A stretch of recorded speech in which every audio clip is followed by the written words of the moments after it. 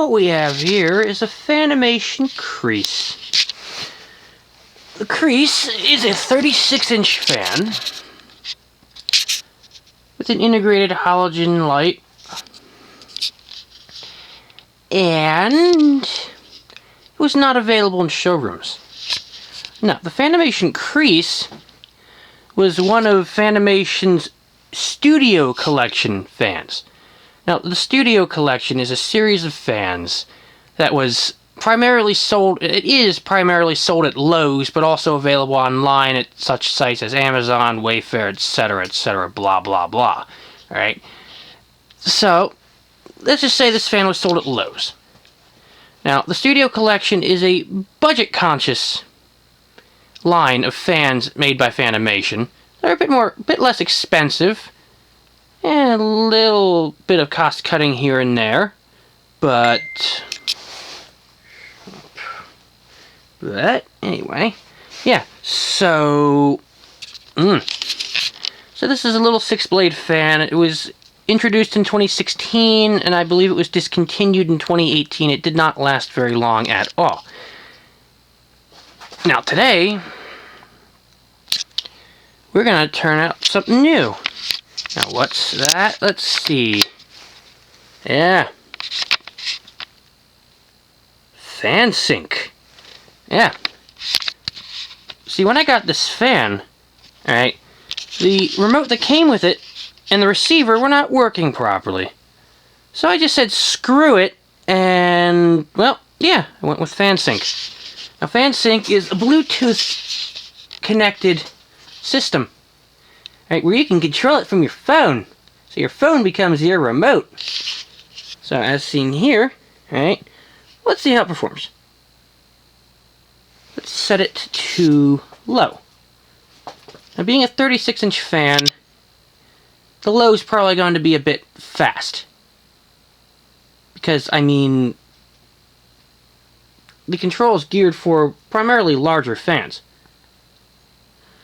in terms of the capacitor values used. So, it's a bit faster than normal, which may or may not be desirable. I know to me it wouldn't be.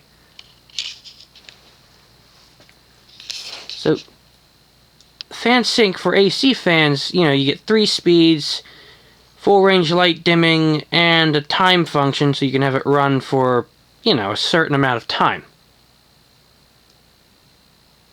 This fan, I think...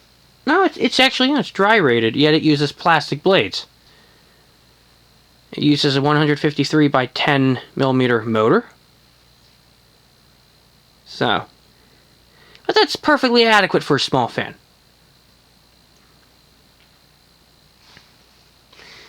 Anyway, now let's go to medium. Now the blades have an interesting curve to them. They're not pitched like normal blades. Alright. The leading edge of the blade is actually it's actually what's pitched. And the trailing edge has no pitch. It's kind of an interesting concept, really.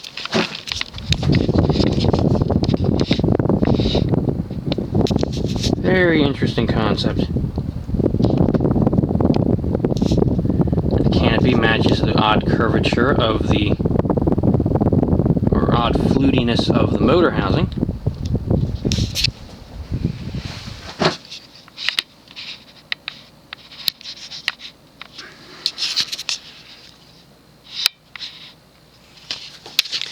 I got this fan from Fanimation.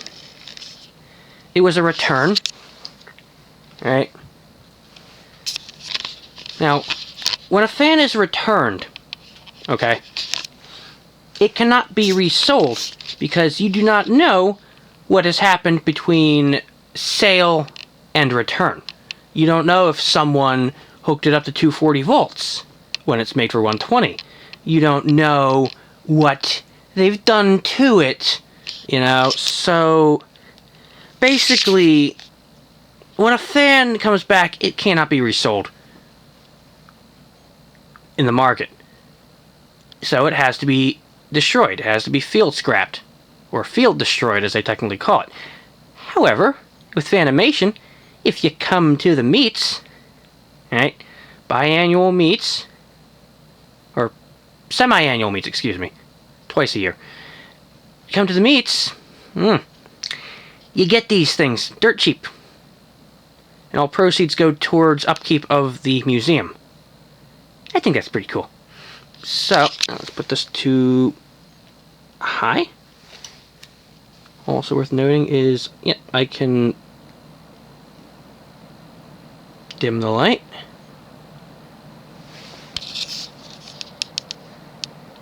There's a slight wobble. Very slight.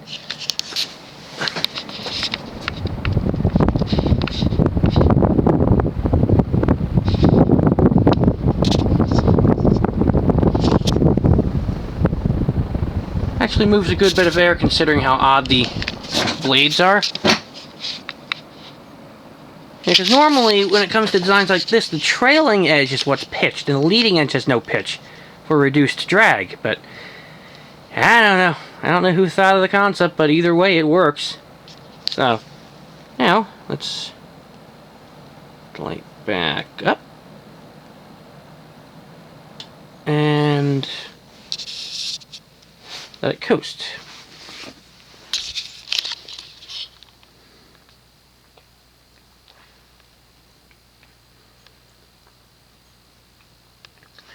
This was an interesting little model. I saw it in Lowe's. Never had a chance to get it, and I've been wanting one ever since its discontinuation. So, when I finally got one last year, it made me happy. This thing's, it's a pretty competent little fan.